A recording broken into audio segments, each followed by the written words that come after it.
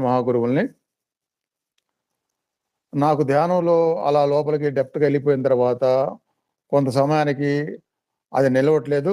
నిలిచేట్టుగా చేయమని ఒక రిక్వెస్ట్‌గా, ఒక ప్రార్థనగా, ఒక ఆహ్, వాళ్ళకి విన్నవించుకున్నట్టుగా, ఒక విన్నపంలాగా రిక్వెస్ట్‌గా దయచేసి నా ఏమైనా ఈ ఈ ఆ తప్పులుంటే ఆ తప్పులు ఈ ధ్యానానికి శిక్ష పడేట్టుగా వేయకుండా బాగా కొనసాగించేట్టుగా బ్లెస్సింగ్స్ ఇవ్వమని అలా లోపల ప్రార్థన చేసి సహజ ధ్యానం మొదలుపెట్టండి. హ్మ్. అది జరుగుతుంది. ఎందుకంటే అత్యాశ కాదు. నేనేం చెప్పాను, ఈ ధ్యాన సమయంలో ఏదైనా ఉంటే పొరపాట్లు ఆ పొరపాటుని ఇక్కడ ఉపయోగించి నాకు శిక్ష వేసి ధ్యానాన్ని డిస్టర్బ్ అయ్యేట్టుగా చేయనీయకుండా ఉండమని ప్రేయర్ చేస్తున్నారు.